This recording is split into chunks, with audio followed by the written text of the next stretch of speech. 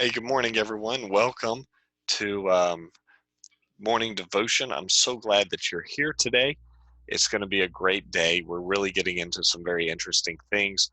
The book of Revelation, chapter 13. If you've ever heard anyone talk about one world government, one world religion, one world economy, the mark of the beast, um, or anything of that nature, this is the chapter that they're getting that from. Revelation 13 is packed with all of those things and really talks about where they came from. So why don't we go ahead and jump in to Revelation 13? And like I said, I don't have all the answers on all of this. There are some that are much more experts, and I can point you in their direction. Just really wanting to give an overview of this chapter. It's very interesting. And so let's start here, verse 1. And I stood upon the sand of the sea, and I saw a beast rise out of the sea, having 7 heads and 10 horns, and upon his horns 10 crowns, and upon his heads the name of blasphemy. Now, you might be wondering, what are these 10 horns, 10 crowns um, that this beast has? As we'll attempt to answer that. And the beast which I saw was like unto a leper. So this beast looked like a leper, and his feet were as the feet of a bear, and his mouth as the mouth of a lion. So we have this leper, bear, and lion that are merged into a single beast. And the dragon gave him his power and his seat and great authority. So the dragon, which we've already established, is Satan himself, gave power, his seat, and authority to this beast. And I saw on his head as it were wounded to death, and his deadly wound was healed, and all the world wondered after the beast. So something happened to this beast that got wounded in battle, and it got healed, and it was a great wonder um, in the world. Now, to be able to do this justice and find some clarity on this beast and what it represents, we really need to go back in the Old Testament. Remember, there's parallels, New Testament and Old Testament, and the book of Daniel mentions this beast as well. So, verse 2. Daniel spake and said, I saw in a vision by night, and behold, the 4 winds of the heavens strove upon a great sea. Remember, John is standing at a great sea. Now Daniel is at a sea. And 4 great beasts came upon the sea, diverse one from another. So whereas John saw one beast, he is seeing a diverse beast, 4 great beasts. The first was like a lion and had an eagle's wing. Now, what does a lion represent? And what does the eagle represent? It's a very interesting question. And I beheld the wings, therefore were plucked, and it was lifted from the earth and made stand upon feet as a man, and a man's heart was given to it. And behold, another beast, a second, like to a bear, and it was raised up itself on one side. It had 3 ribs in the mouth of it, between the teeth of it, and they said thus unto it, Arise, devour much flesh. So now we have a bear. And behold, and a third like a leper, which had upon the back of it 4 wings of a fowl. The beast had also 4 heads, and dominion was given to it. So now we have a leper.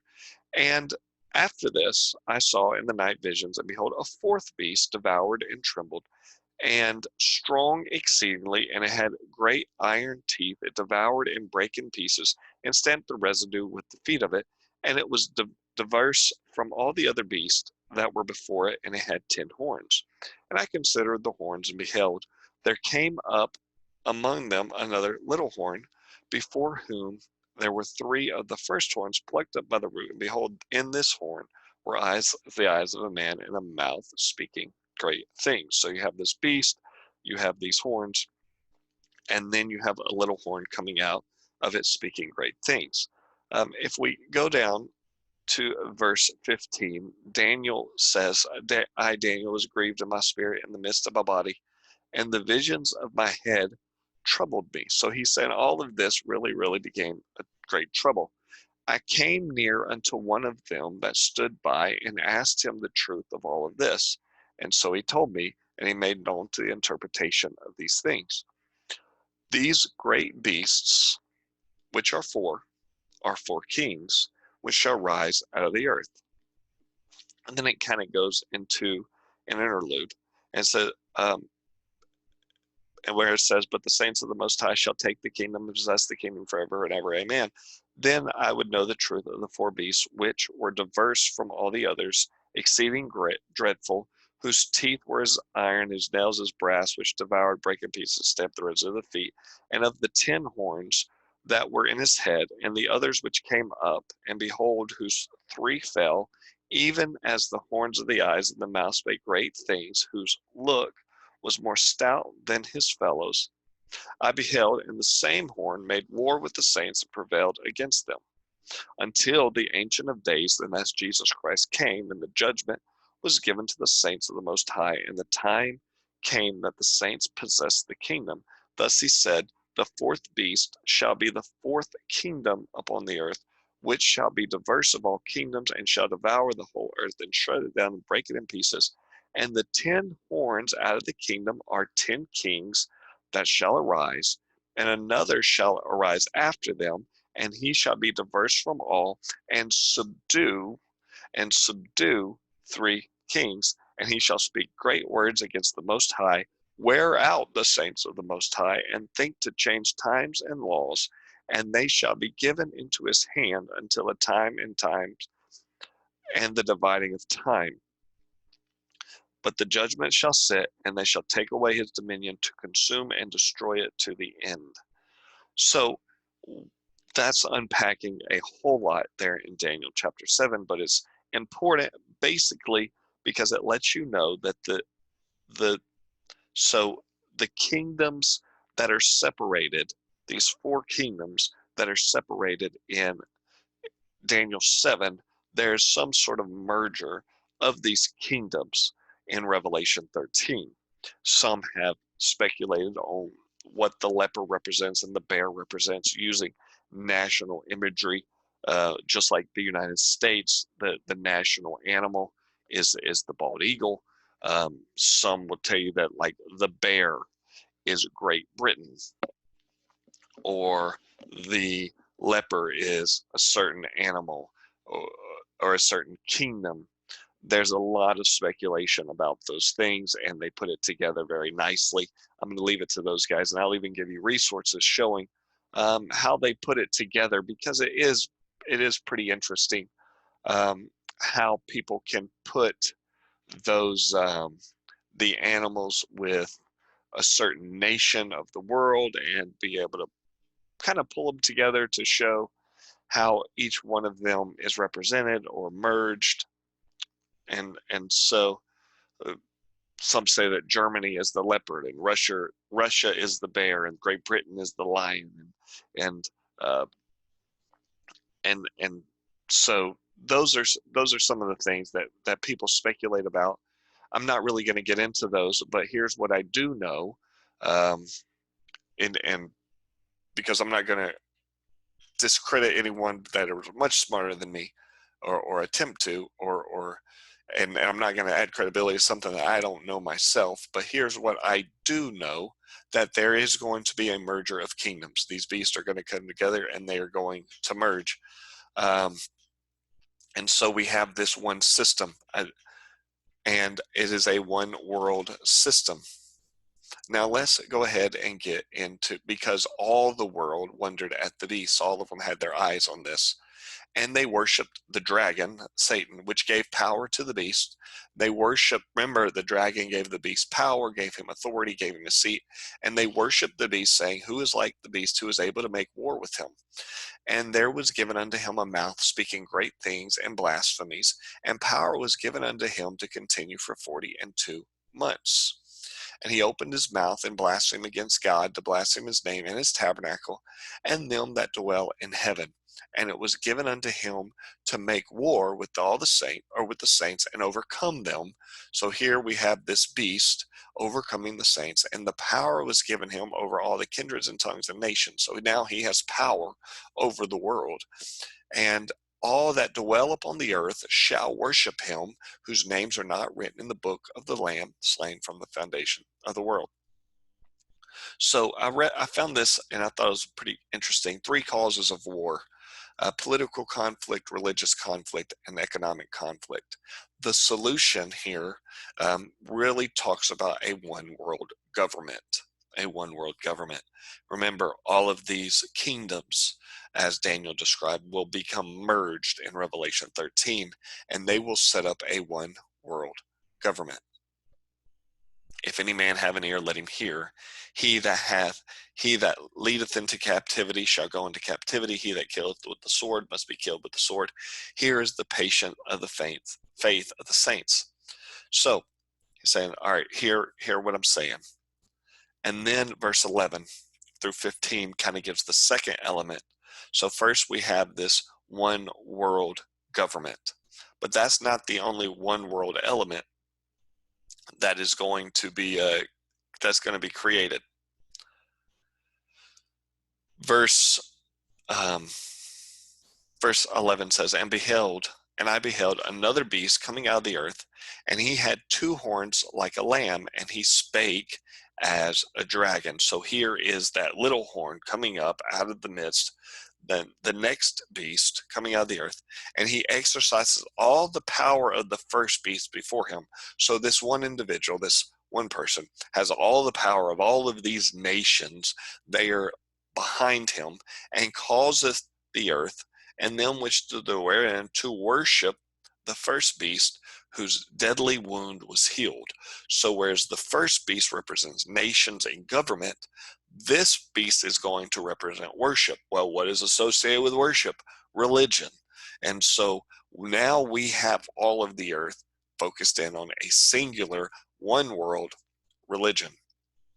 And this is the leader, and he doeth great wonders, so that he maketh fire come from heaven on the earth in the sight of men, and deceiveth them that dwell on earth by the means of those miracles which he hath power to do in the sight of the beast. So in the sight of all of these nations that are now one world government, this man is doing great miracles on the earth. He's making fire come from heaven. Saying to them that dwell on the earth that they should make an image to the beast. But really, who gave power to the first beast? It was the devil. It was Satan. So they're making an image to Satan, basically, which he had wounded by the sword and did live. So he's saying, remember all the problems that he had, and now he's better. So set him up an image. And he that hath the power to give life unto the image of the beast, and he had the power to give life to the image of the beast. So he's going to set up this image. He's going to give life to it, that the image of the beast should both speak and cause that as many as would not worship the image of the beast should be killed. So he's going to set up an image. He's going to give life to the image. It's going to speak, and anyone that does not worship the image of this beast should be killed. So this is one world religion. The second beast is a false prophet, and worship of the image of the beast or be killed. The image set up by the false prophet. And so this is 11 through 15, kind of what it's discussing there.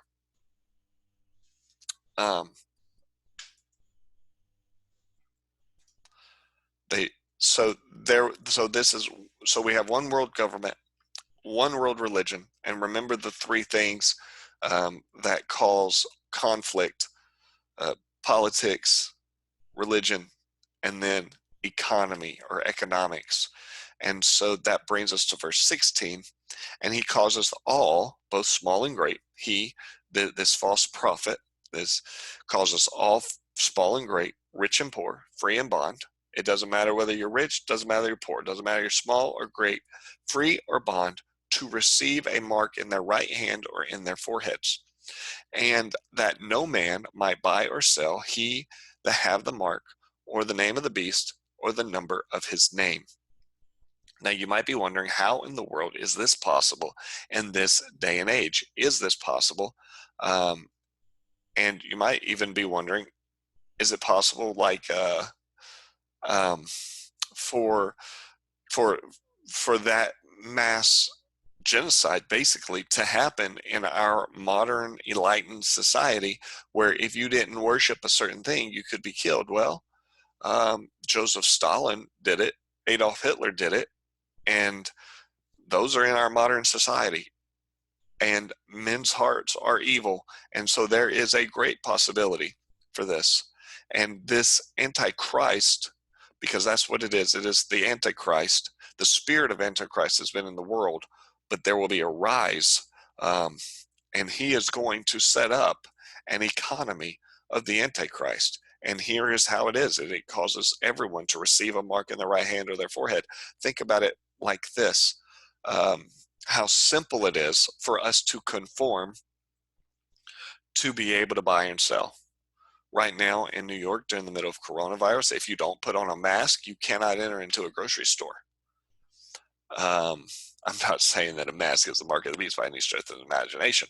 I'm just saying that all they've had to do was basically put a sign out that say, if you don't have a mask, you can't enter. What if you don't have this mark? You can't buy or sell. Herein is the wisdom. Let him that understandeth count the number of the beast, for it is the number of man, and his number is 600 threescore and six. So basically, you're going to be given a number, and without this number, you cannot buy or sell. Well, what is our lives? Are everything is numbers. Credit card number, um, um, financial number, everything about economics is surrounded around numbers. And think about it, how easy. Now, some say that the mark of the beast is going to be a chip implanted, which there is those into your hand that has all of the information, and you will be known as a number. All of your life information, all your history, they can track you, everything. Some say it's a chip in the hand, some say it's a number on the forehead. um, think of it like this: your eyes are in your right underneath your forehead, and you can look at your phone and it opens up. As long as you've got the look and your phone recognizes your facial recognition, it'll open up. But if it doesn't recognize it, it's not going to open up. And that's just a very simple example of some sort of mark.